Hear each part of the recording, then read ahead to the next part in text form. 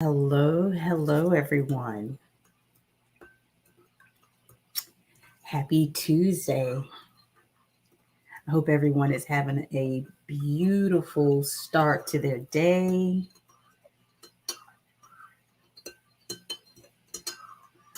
and everything is going amazing.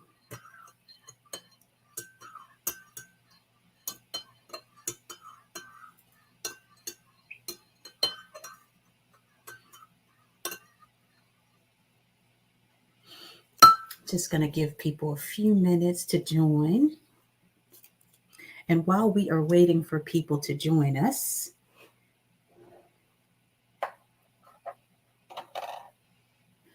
just let me tell you guys a little bit about today's tea. Today's tea is yogi tea, and it is the green tea, blackberry, moringa. I'm gonna need some energy today.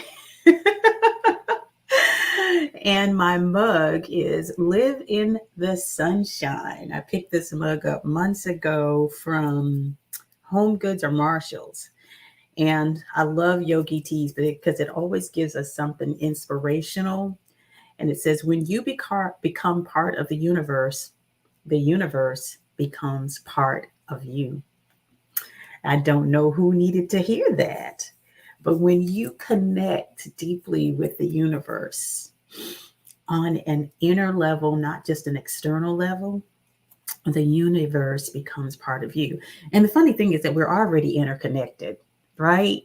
We just need to tap into that inner wisdom, that inner knowing inside of us. Thank you to everyone who's already joined me. Planted by Lizzie on Instagram says she had green tea in her mug, said, God bless this hot mess. I need that mug. That is too cute. I love that. Oh my gosh. It's beautiful here in Southern Maryland. The sun is out. We're expecting a high today of, I believe, 82. And even with that high of 82, the Christmas in the air, it just feels amazing, freaking amazing. I'm not complaining at all. So I am streaming on LinkedIn, YouTube, Facebook, and I'm live also on Instagram. So invite your friends to join us. Today's topic is going to be really, really good.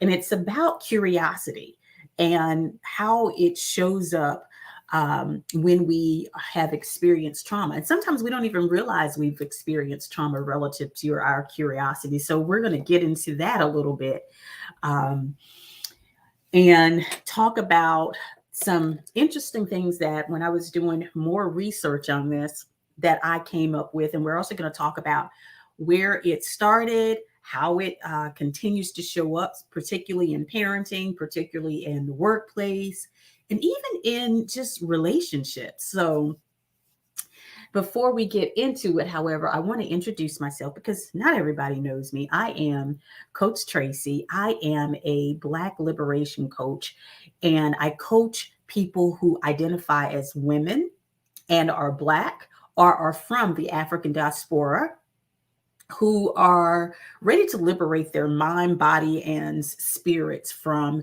the debilitating social conditioning and the social constructs of our world, who are also ready to break generational cycles so that they can actually create new, healthy ways of being, habits, thoughts, beliefs in their lineage, and also healing their ancestors on a surface level, because we need to go deeper to heal our ancestors also. But we start the process as generational cycle breakers and those who are ready to heal from the trauma of childhood, relationship, workplace, corporate, and of course, societal trauma, aka the pains that still linger from slavery. And the other oppressive things that have occurred to Black people or those who are from African descent in America. So that's what I do. All right. So let's just get into it. And thank you again for joining me. So I don't know about you guys, but I used to be the kid, and I am still sometimes the person who would ask the why.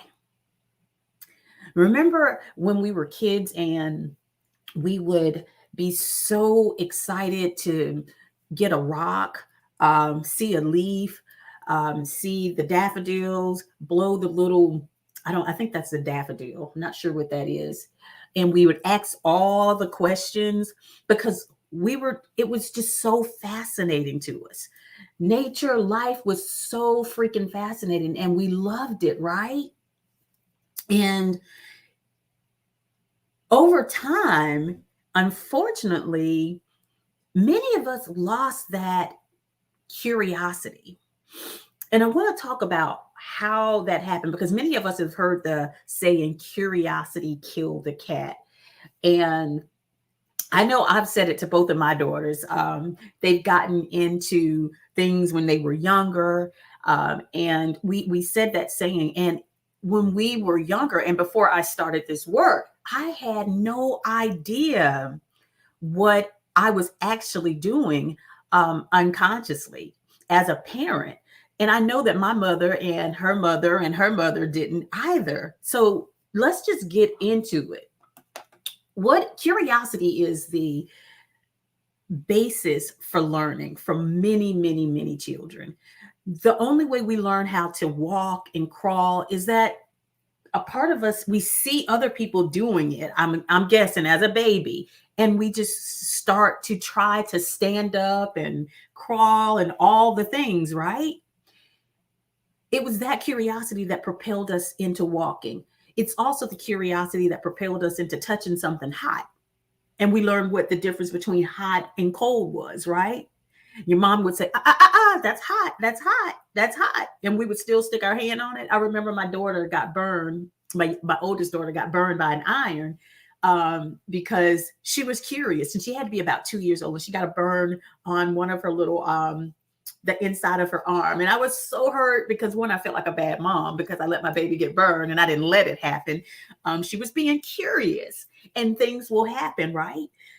However, that curiosity that we have.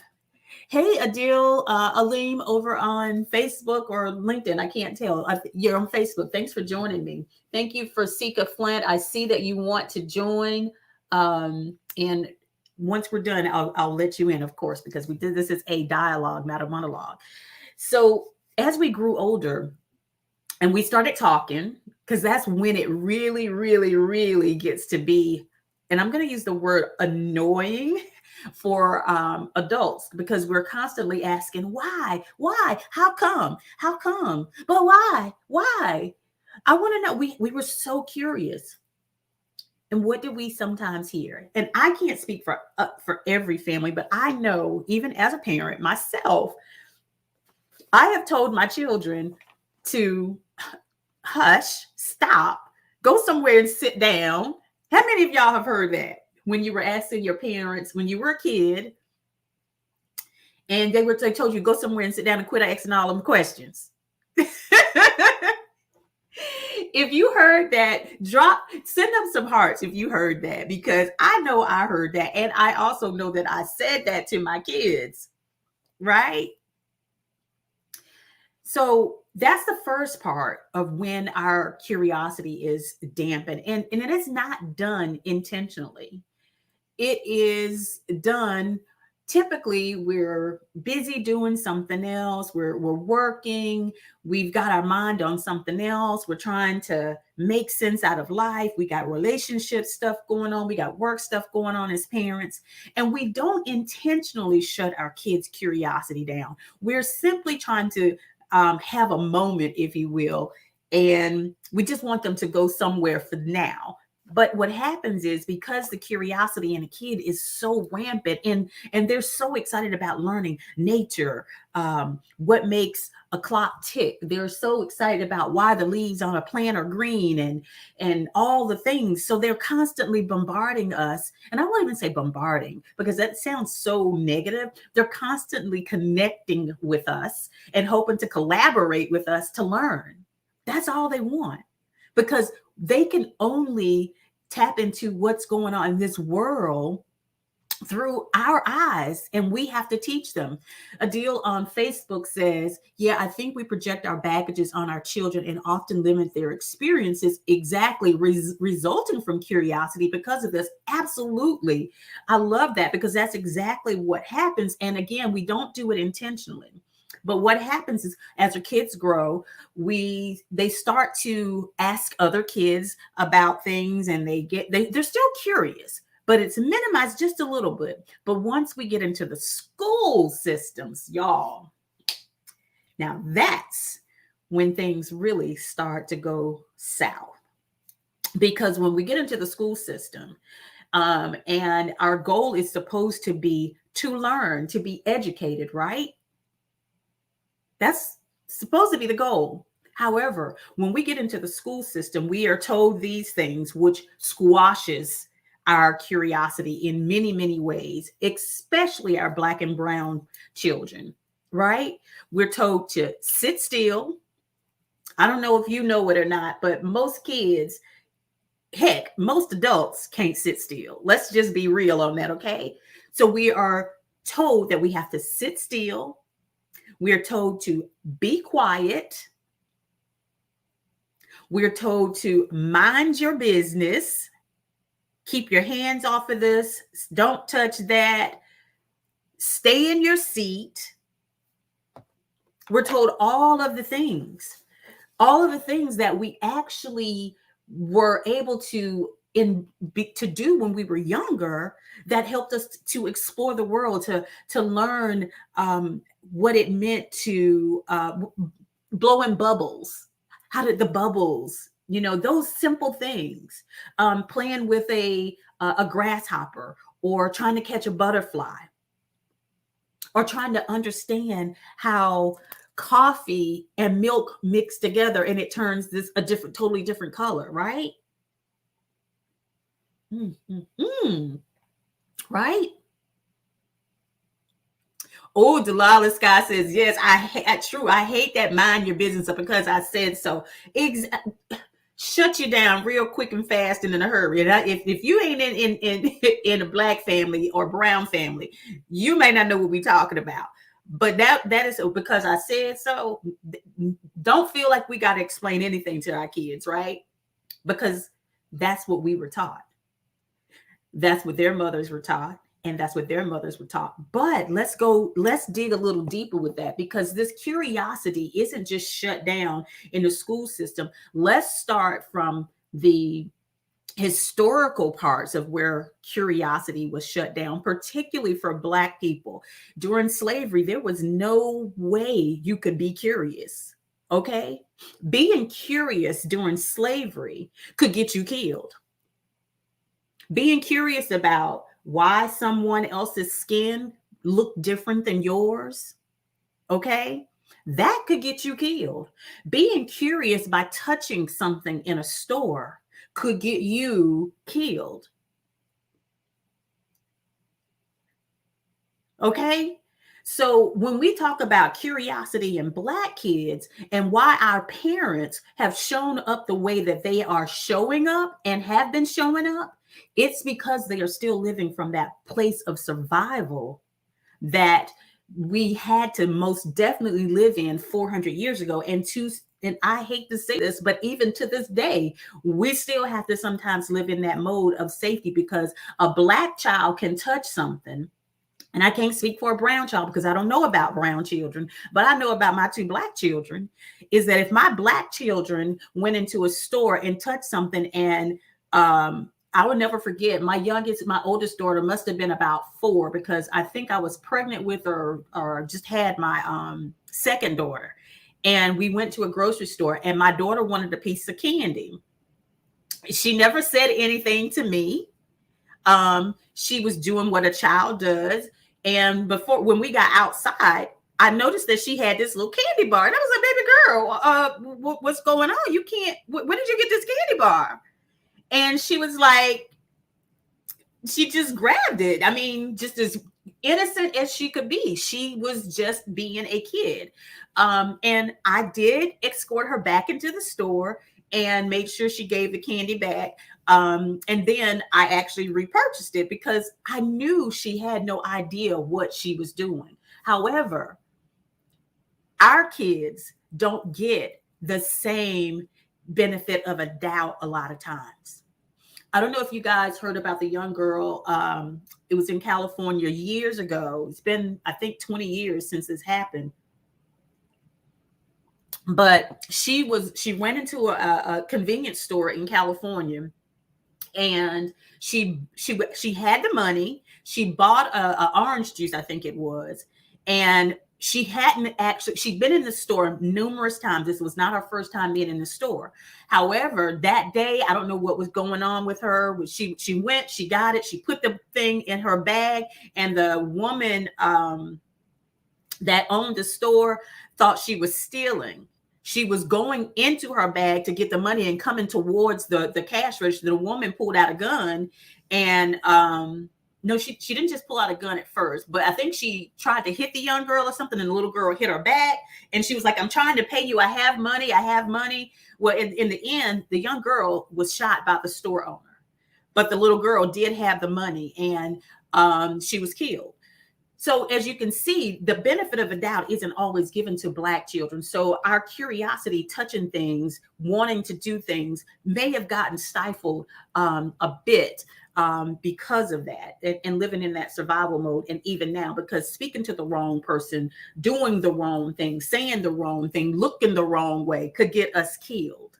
So exploration was just not something that we had the privilege of, if you will. Delilah says over on Facebook, gentle parenting is so hard, though, especially when you're unlearning and relearning. Yes, Delilah, you girlfriend, exactly. I wish I had known what conscious and gentle parenting was, but I didn't at the time. My kids turned out great, and they are actually doing gentle parenting, if you will. Will they still tap that behind? Absolutely, they will.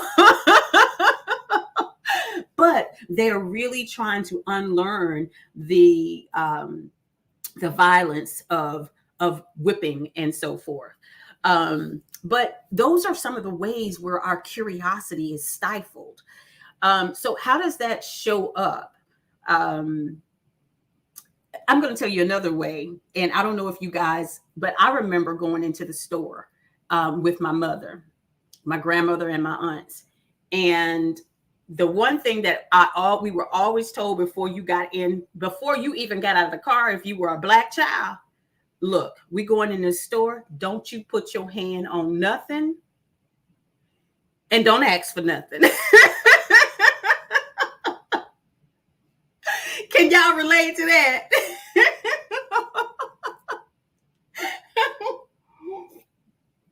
If you can relate to that, please send me up some hearts, because y'all, that was funny. But those are some of the ways. Exactly, Delilah. Don't you dare touch nothing in this store. And the reason why, it wasn't because they did not want us to be curious, and it wasn't that they did not want us to have. It was because, again, right? Again, us touching something, possibly breaking something, could get us hurt back in the day. Okay.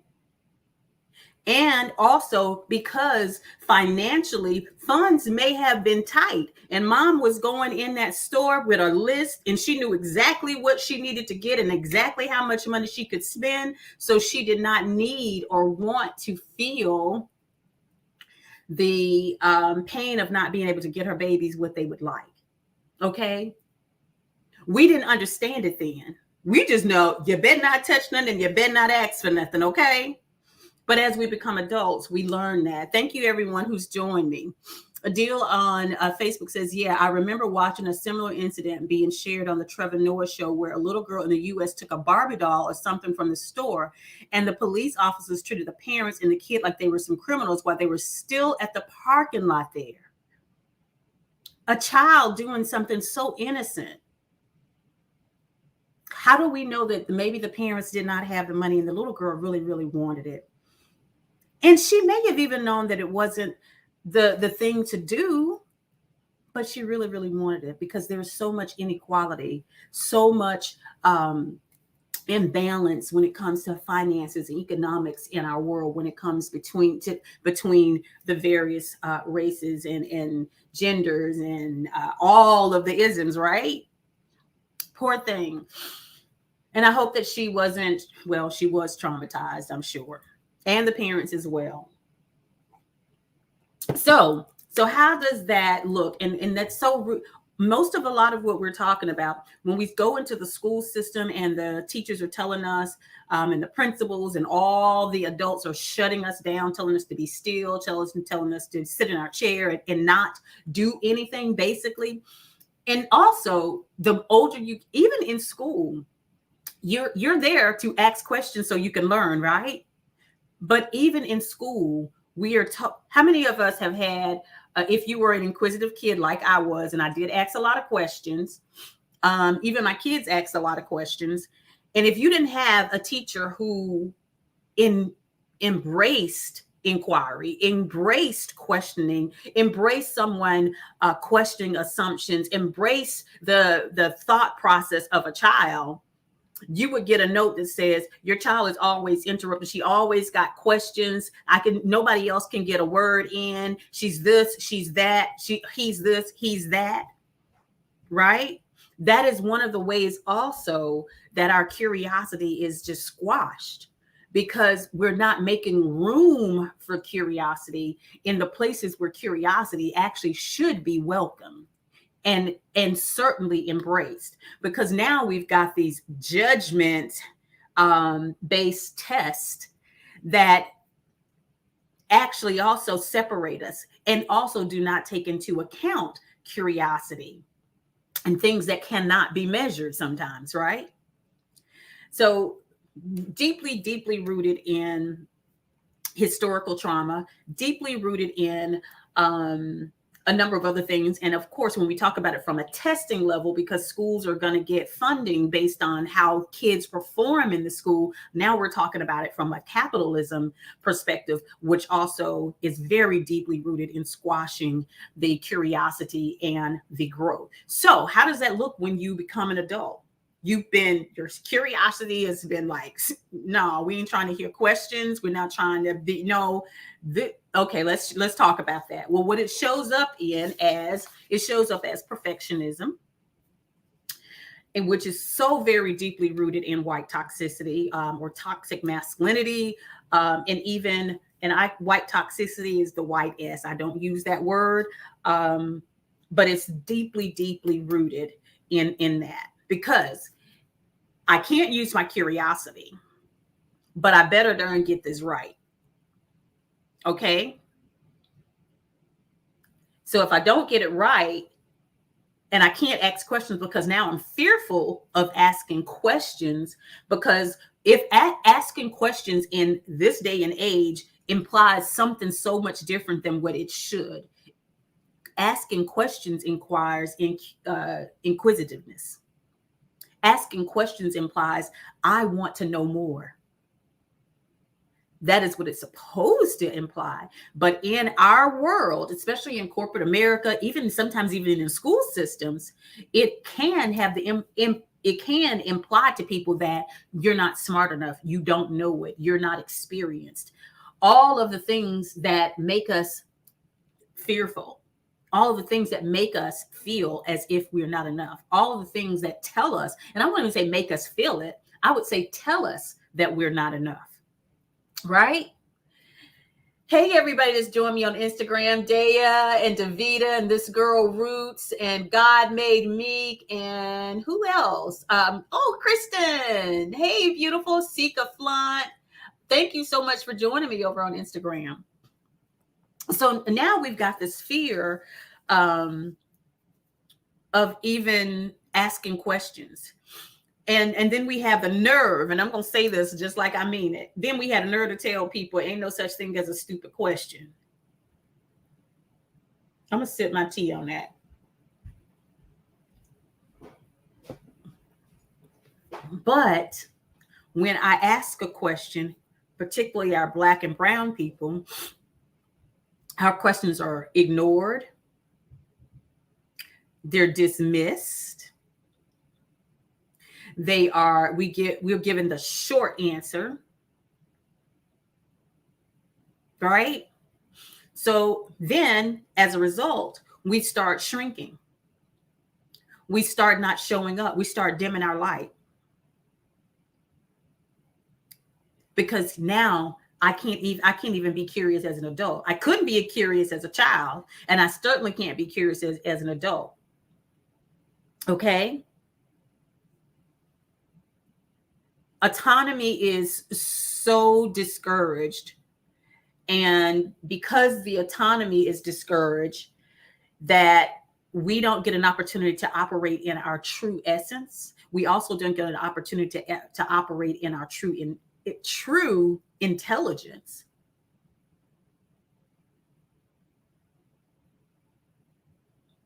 And so we start shrinking, right? They want us to stick with the status quo. The status quo is this. And this is how it shows up in the workplace. If you are in the workplace, and this can also show up in parenting, in the workplace, we're focused on the performance now. What can we do now? We're not looking at long-term gain. We say we are open to risk, but we're not open to risk if it's going to minimize, if it's going to shorten our ability to impact performance now. We don't care about performance in the future because we need it right now. So we become adverse to risk in the workplace, shutting people down. Nope. The other thing is, in the workplace, how does it look? It looks like the only person's answers that are right are the people who are in this hierarchical, they are at the top of the hierarchy, and everybody else, they are and I hate to use this, but the worker bees. So the worker bees, there's no way possible you could have an idea that could be helpful. That is one way. They're the only ones that can have the ideas that can move the company forward. If you work in a company that has that does not have diversity, equity, and inclusion, without diversity in companies, we don't get the opportunity to tap into the brilliance of other minds and cultures who have different ways of doing things. So we maintain the status quo, which is there's only one way to do things. It's always been this way. Davida, right, exactly. We maintain the status quo. It's always been this way. It's worked. There's no sense in changing it. But they did not look at Black Panther when little sister said, just because something works well does not mean it cannot be improved upon. Okay? Did y'all get that? That right there. Also, what happens and how it looks in the workplace is that departments aren't working together. I remember when I used to work in a company that made the golf clubs. I can't remember the name of the golf clubs, but I worked with a company. I was in the marketing department. We had to work very closely with research and development. Okay? If we didn't work with research and development from the marketing perspective, we were not able to present the information to the consumers or even to the companies that we were trying to get the product in. Dunlop, that's what the name of it was, or to the Walmarts, to the Targets of the world, to the Dick's Sporting Goods of the world, who we wanted to carry this particular line of golf clubs. We needed to be able to connect with them. But oftentimes we see that many departments are working in a silo. They're not talking to customer service. They're not talking to claims. They're not talking to operations. They're not talking to so-and-so. Everything is private. We can't share this information over here because this belongs to operations. Everybody is holding on to everything tightly. Well, you can't grow like that.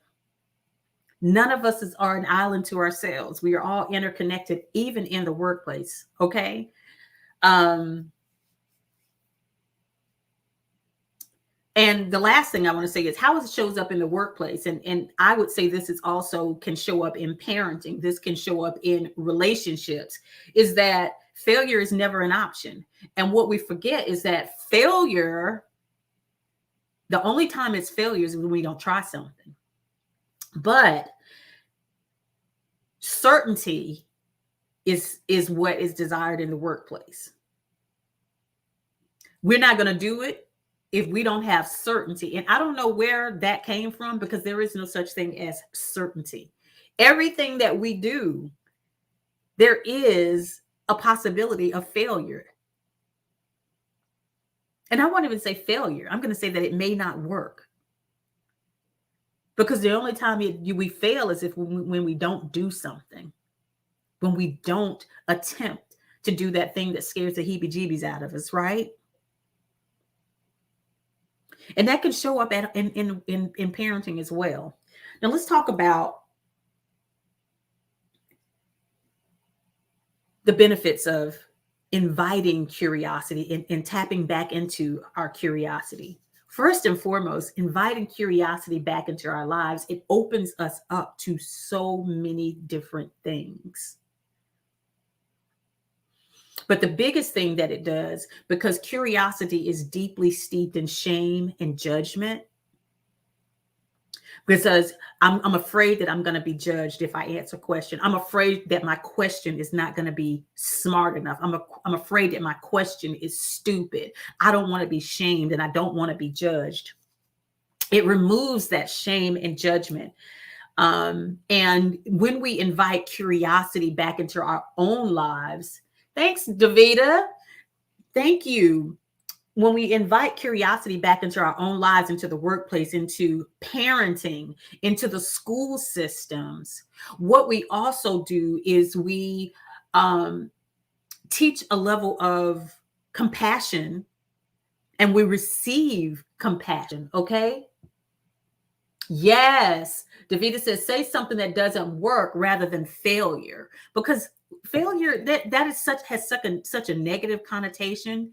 Um, and no one likes to fail, because society has put such a negative connotation on it, when we have to remember that the only way that we can get the success that we want is that we have to go through and understand what does not work, so that we can make the necessary adjustments, course correct, and so forth, pivot if we need to, change whole directions, right? Yes. And when we can remove that shame and judgment from the process of being curious, and it's not even a process, that's something that's innate to us, to be curious, right? To want to know, hey, how did that caterpillar turn into a flower? To watch it. Remember when we were kids and we would get the fireflies in the little catch them in the mason jars or whatever we could catch them in, and we would just be so enthralled. I mean, we would just be sitting there looking and looking, not knowing that the poor little thing doesn't have any oxygen, it's gonna die. And then we would cry when the little fire when it died, and then we tried again the next day and we did, and then maybe we finally figured out that it needed oxygen, and sometimes we let it go. But when we apply curiosity to our own healing, to personal development, to growth, and before I go forward, Adil says failures for not being able to achieve the results we want are often the best things that may happen to us, because it allows us to grow, improve, and have something even better. Yes, yes, I love that. And the curiosity that's part of that, when you were able to apply that to your healing journey, when you're able to apply that to personal development, in your parenting and your relationships, all of the things, not only do you become more compassionate towards yourself, but you become more compassionate towards others. And it opens the door for connection. It opens the door for empathy. It opens the door for liberation. Because here's the thing. And we can't have true personal liberation and we can't have external liberation unless people are willing to understand other people, other ways of thinking, other ways of doing things, other ways to live. Because there is no right way, and there is no one way to do many things, and probably most things, right? There's one way to give birth. No, there's not. You can give birth vaginally or via C-section, right? Who knew, right? Okay. So even in that, there's more than one way to give birth. There are more than one way to become a parent. You can have a child if you're blessed with that opportunity. You can adopt the child, right? You can use intravenous methods to get there's so many ways. You can even have a surrogate mother. There's so many ways. There's no one way to do most things in life.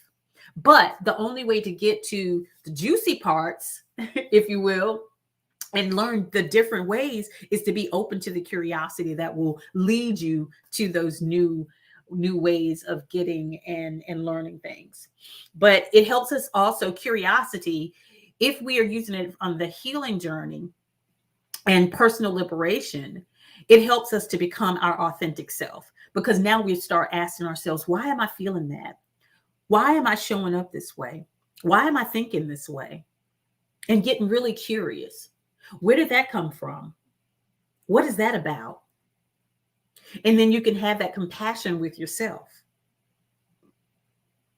And then also you can reach out and get the help that you need when you realize that you're not able to do this on your own. Thank you, everyone who's joined me. Worry Kidded and Happy She Blooms, right? Curiosity also fosters an open mindset. Because if you are open-minded, then you can actually see the other ways of being, right? The other ways that other people live. You can actually have an appreciation for other people and how they've grown their lived experiences. There'd be less gaslighting, right? There'll be less microaggressions. There'd be less micro invalidations. There'd be less micro insults. There would be less profiling. There would be less incidences of racial bias in the healthcare arena. There'd be less of a lot of things if we got curious. And if curiosity wasn't deemed only for certain people, like scientists. All right. I really appreciate you all. Do you guys have any feedback for me? I really appreciate all of the hearts and the comments and the dialogue. It's been amazing because, again, this is not a monologue. I come on here to share, to provide value, to hopefully get people to thinking outside of the box. Because let me tell you, liberation is a very courageous thing to do, because it's not easy saying, I'm going to do things differently in a world that does not value differences. So to say that you're going to flip everything on the backside and create your own path to your healing, to your own authenticity, to your own liberation is very, very courageous, because with personal liberation, it's a ripple effect. And with that ripple effect, we're breaking those generational cycles. We're breaking those generational patterns. We're creating new neural pathways that are creating new thoughts and new beliefs that can be just passed on through our lineage, right?